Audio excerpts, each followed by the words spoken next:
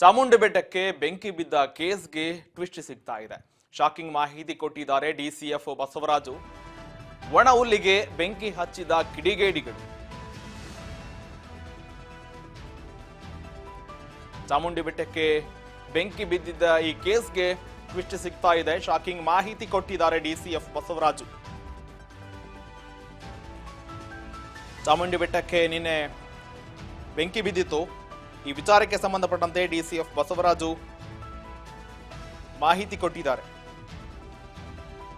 ಚಾಮುಂಡಿ ಬೆಟ್ಟದಲ್ಲಿ 35 ಎಕರೆ ಅರಣ್ಯ ನಾಶವಾಗಿದೆ.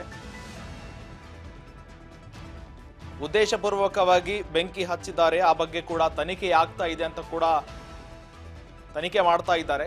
ಯಾರೋ ಕಿಡಿಗೇಡಿಗಳು ಬೆಂಕಿ ಹಚ್ಚಿದ್ದಾರೆ, ಹಾಗಾಗಿ ಬೆಂಕಿ ತಗುಲಿದೆ. ಈ ವಿಚಾರಕ್ಕೆ ಸಂಬಂಧಪಟ್ಟಂತ ತನಿಖೆ ಕೂಡ ಮಾಡ್ತಾ ಇದ್ದೀವಿ. ಒಟ್ಟಾರೆಯಾಗಿ 35 ಎಕರೆ, ಒಂದು ಭಾಗದಲ್ಲಿ 35 ಎಕರೆ ಅರಣ್ಯ ನಾಶವಾಗಿದೆ. ಚಾಮುಂಡಿ ಬೆಟ್ಟದಲ್ಲಿ 35 ಎಕರೆ ಅರಣ್ಯ ನಾಶವಾಗಿದೆ. ಈ ಬಗ್ಗೆ ಡಿಸಿಎಫ್ ಬಸವರಾಜು ಕೂಡ ಸುದ್ದಿಗೋಷ್ಠಿ ಮಾಡಿ ನಿನ್ನೆ ಮಾನವ ನಿರ್ಮಿತ ಬೆಂಕಿ ಹೊತ್ತಿಕೊಂಡಿದೆ, ಈ ಉದ್ದೇಶಪೂರ್ವಕವಾಗಿ ಬೆಂಕಿ ಹಾಕಿದ್ದಾರೆ ಅಂತ ಹೇಳಿಕೆ ಕೊಡ್ತಾ ಇದ್ದಾರೆ.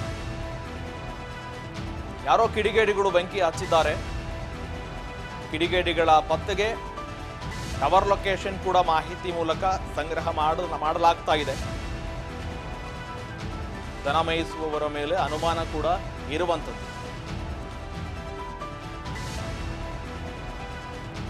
ಯಾರೋ ಕಿಡಿಗೇಡಿಗಳಿಂದ ಬೆಟ್ಟದ ಒಣ ಹುಲ್ಲಿಗೆ ಬೆಂಕಿ ಹಚ್ಚಿದ್ದಾರೆ. ಸ್ಥಳೀಯರು ಕೂಡ ಯಾರ್ಯಾರು ಅಲ್ಲಿ ದನ ಮೇಯಿಸಲಿಕ್ಕೆ ಅಥವಾ ಯಾರ್ಯಾರು ಸಂಚಾರ ಮಾಡ್ತಾ ಇದ್ರು ಅಂತವರನ್ನ ಗಮನಕ್ಕೆ ತೆಗೆದುಕೊಂಡು ಅವರನ್ನ ಕೂಡ ತನಿಖೆಗೆ ಒಳಪಡಿಸುವ ಸಾಧ್ಯತೆ ಇದೆ ಅಂತ ಕೂಡ ಈಗ ಡಿಸಿಎಫ್ ಬಸವರಾಜು ಕೂಡ ಹೇಳಿಕೆ ಕೊಟ್ಟಿದ್ದಾರೆ. ಇದು ಮಾನವ ನಿರ್ಮಿತ ಬೆಂಕಿ ಅಂತ ಕೂಡ ಸಂಶಯ ವ್ಯಕ್ತಪಡಿಸಿದ್ರು ಕೂಡ ನಿನ್ನೆ ಅದೇ ವಿಚಾರದಲ್ಲಿ ಇವತ್ತು ತನಿಖೆ ಆಗ್ತಾ ಇದೆ ಅಂತ ಕೂಡ ಹೇಳಿದ್ದಾರೆ. ಜೊತೆಗೆ ಅಗ್ನಿಶಾಮಕ ದಳದ ಸಿಬ್ಬಂದಿ ಕೂಡ ಅರಣ್ಯ ಇಲಾಖೆ ಸಿಬ್ಬಂದಿಗಳು ಬೆಂಕಿ ನಂದಿಸಲು ಹರಸಾಹಸ ಪಟ್ಟಿದ್ದು ಸಂಜೆ ವೇಳೆಗೆ ಕಂಟ್ರೋಲ್ಗೆ ಬಂತು ಕೂಡ. 3 ತಂಡಗಳ ಜೊತೆಗೆ ವಾಟರ್ಗಳನ್ನ ಇಟ್ಟು ಜೊತೆಗೆ ಇಡೀ ರಾತ್ರಿ ಕಾದಿದ್ದೇವೆ. ಇಡೀ ರಾತ್ರಿ ಕಾದು ಸದ್ಯ ಡ್ರೋನ್ ಹಾರಿಸಿ ಎಲ್ಲೆಲ್ಲಿ ಬೆಂಕಿ ಇದೆ ಅದನ್ನು ಕಂಡು ಹಿಡಿದು ಬೆಂಕಿಯನ್ನು ಹತೋಟಿಗೆ ತೆಗೆದುಕೊಂಡಿದ್ದೇವೆ. ಜೊತೆಗೆ ದೇವಿಕೆರೆ ಗೊಲ್ಲಹಳ್ಳಿ ಬಳಿ 35 ಎಕರೆ ಸಂಪೂರ್ಣವಾಗಿ ಸುಟ್ಟಿದೆ ಅಂತ ಕೂಡ ಮಾಹಿತಿ ಕೊಟ್ಟಿದ್ದಾರೆ. ಬ್ಲೋವರ್ಸ್ ಮತ್ತು ಅಗತ್ಯ ಸಿಬ್ಬಂದಿಗಳೊಂದಿಗೆ ಒಂದು ಟ್ಯಾಂಕರ್ ಕೂಡ ಅಲ್ಲಿ ಮೇಲೇನೆ ಸ್ಟೇಷನ್ ಆಗಿರುತ್ತೆ.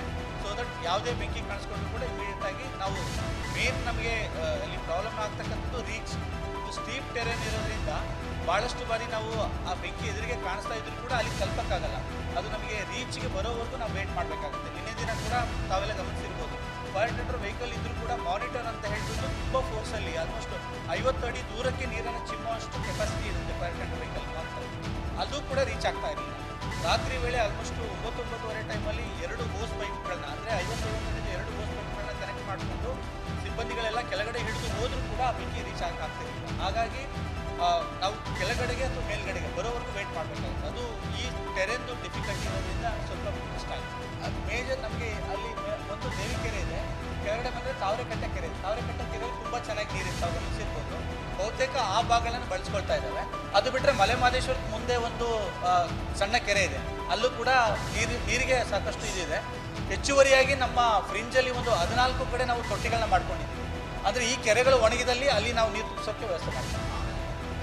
ಆಹಾರಕ್ಕೆ ಅದು ಮ್ಯಾನೇಜ್ ಮಾಡ್ಕೊಳ್ತಾರೆ.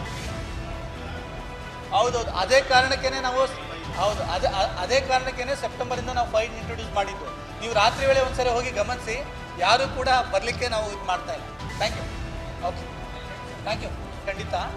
ಅಂದರೆ ಮೇನ್ ವಾಚ್ ಟವರಲ್ಲಿ ಇರ್ತಾರೆ. ನಮ್ಮದು ಹೇಗೆ ವರ್ಕ್ ಆಗುತ್ತೆ ಅಂತಂದರೆ, ವಾಚ್ ಟವರಲ್ಲಿ ಮಾನಿಟರ್ ಮಾಡಲಿಕ್ಕೆ 24/7 24 ಗಂಟೆನೂ ವಾಚ್ ಟವರಲ್ಲಿ ಇರ್ತಾರೆ. ನಮಗೆ ಈ ಬೆಂಕಿಯನ್ನು ಆರಿಸಲಿಕ್ಕೆ ಸಿಬ್ಬಂದಿಗಳೇನಿದ್ದಾರೆ ಅವರು ಕೆಳಗಡೆ ಇರ್ತಾರೆ. ಅಲ್ಲಿ ಆ ವಾಚ್ ಟವರಲ್ಲಿ ಕೂರಿಸಿದ್ರೆ ಅಲ್ಲಿಂದ ಅವ್ರಿಗೆ ರೀಚ್ ಆಗೋಕ್ಕಾಗಲ್ಲ. ಆ ಕಾರಣಕ್ಕೋಸ್ಕರ ಅವ್ರನ್ನ ಕೆಳಗಡೆನೇ ಇಟ್ಕೊಂಡು ವೆಹಿಕಲಲ್ಲಿ ಅಲ್ಲಿಂದ ರೀಚ್ ಮಾಡಿಸಿ. ಅಲ್ಲ, ಒಂದು ಅನುಮಾನ ಅಂತ ಹೇಳಿದೆ, ನಾವು ತಾವು ಪದವನ್ನು ಗಮನಿಸಬೇಕು, ಅನುಮಾನ ಇದೆ ಅಂತ ಹೇಳಿ. ಇಲ್ಲ, ಅದಕ್ಕೆ ನಾವು ಟವರ್ ಡಂಪ್ ಅನಾಲಿಸಿಸ್ ಅಂತ ಏನು ಹೇಳಿದೆ, ಅದನ್ನು ಕೂಡ ಮಾನಿಟರ್ ಮಾಡ್ತಾ ಇದ್ದೀವಿ. ಸುತ್ತ CCTV ಸುತ್ತ ಹಾಕಬೇಕು ಅಂತ. ಅದಕ್ಕಿಂತ ಮುಖ್ಯವಾಗಿ ನಮಗೇನಂತಂದರೆ ಈಗ 17 ಕಿಲೋಮೀಟರ್ ಪೆರಿಫೆರಿ ಬರುತ್ತೆ. ನಮ್ಮದು ಚಾಮುಂಡಿ ಬೆಟ್ಟ ಮೀಸಲು ಅರಣ್ಯ ಸುತ್ತ ಏನಿದೆ 17 ಕಿಲೋಮೀಟರ್ ಬೌಂಡ್ರಿ ಬರುತ್ತೆ. 17 ಕಿಲೋಮೀಟ್ರಲ್ಲಿ ನಮ್ಮದು ಕಂಪ್ಲೀಟ್ ಚೈನ್ ಲಿಂಕ್ ಮೆಶ್ ಇದೆ. ಅದಲ್ಲದೇ ನಾವು ಕಳೆದ ವರ್ಷದಿಂದ ಚಾಮುಂಡಿ ಬೆಟ್ಟದಲ್ಲಿ ಈ ಬಗ್ಗೆ ಹೆಚ್ಚಿನ ಮಾಹಿತಿ ಕೊಡಲಿಕ್ಕೆ ನಮ್ಮ ಪ್ರತಿನಿಧಿ ಪುಟ್ಟಸ್ವಾಮಿ ಸಂಪರ್ಕದಲ್ಲಿದ್ದಾರೆ. ಪುಟ್ಟಸ್ವಾಮಿ, ನಿನ್ನೆ ಚಾಮುಂಡಿ ಬೆಟ್ಟಕ್ಕೆ ಬೆಂಕಿ ಬಿದ್ದಿತ್ತು. ಯಾರೋ ಕಿಡಿಗೇಡಿಗಳು ಬೆಟ್ಟದ ಒಣ ಹುಲ್ಲಿಗೆ ಬೆಂಕಿ ಹಚ್ಚಿದ್ದಾರೆ ಅಂತ ಕೂಡ ಕಂಡು ಬರ್ತಾ ಇತ್ತು, ಶಂಕೆ ವ್ಯಕ್ತವಾಗ್ತಾ ಇತ್ತು. ಈಗ ಟವರ್ ಪತ್ತೆಗಾಗಿ ಲೊಕೇಶನ್ ಆಧಾರದ ಮೇಲೆ ಮಾಹಿತಿ ಸಂಗ್ರಹಿಸ್ತೇವೆ ಅಂತ ಕೂಡ ಈಗ DCF ಬಸವರಾಜು ಕೂಡ ಮಾಹಿತಿ ಕೊಟ್ಟಿದ್ದಾರೆ. ಹೆಚ್ಚಿನ ಅಪ್ಡೇಟ್ಸ್ ಏನಿದೆ ಈ ಬಗ್ಗೆ ಪುಟ್ಟಸ್ವಾಮಿ? ಸೊ ನಿನ್ನೆ ನಡೆದಂತ ಒಂದು ದುರ್ಘಟನೆ ಅಂತಾನೆ ಹೇಳ್ಬೋದು ಶ್ರೀಕಾಂತ್. ಈ ಒಂದು ದುರ್ಘಟನೆ ನಡೆದ ನಂತರ ಏನು ಅರಣ್ಯ ಇಲಾಖೆ ಸಿಬ್ಬಂದಿ ಮತ್ತು ಅಗ್ನಿಶಾಮಕ ದಳದವರು ಈ ಒಂದು ಬೆಂಕಿಯನ್ನ ನಂದಿಸುವಂತಹ ನಿಟ್ಟಿನಲ್ಲಿ ಯಶಸ್ವಿಯಾಗಿ ಕಾರ್ಯಪ್ರವೃತ್ತರಾಗಿದ್ರು. ಸೊ ಅದಾದ ನಂತರ ಬಸವರಾಜ್ ಅವರು ಸುದ್ದಿಗೋಷ್ಠಿಯನ್ನು ಮಾಡಿ ಸುಮಾರು 35 ಎಕರೆಗಳಷ್ಟು ಏನು ಬೆಂಕಿಗೆ ಅವಧಿಯಾಗಿದೆ. ಸೊ ಬೆಂಕಿಗೆ ಕಾಡು ನಾಶವಾಗಿದೆ. ಕಾಡಿನಲ್ಲಿ 2 ಮರಗಳನ್ನು ಹೊರತುಪಡಿಸಿದರೆ ಇನ್ನೆಲ್ಲವೂ ಕೂಡ ಬೆಂಕಿಯಿಂದ ಒಣ ಹುಲ್ಲು ಮತ್ತೆ ಗಿಡಗಳು ನಾಶವಾಗಿದೆ. ಯಾವ ವನ್ಯಜೀವಿಗಳು ಕೂಡ ಇದುವರೆಗೂ ಕೂಡ ಸಾವಿಗೀಡಾಗಿಲ್ಲ ಅಂತಕ್ಕಂಥ ಮಾಹಿತಿಯನ್ನ ಕೊಟ್ಟಿರ್ತಕ್ಕಂಥದ್ದು ಶ್ರೀಕಾಂತ್.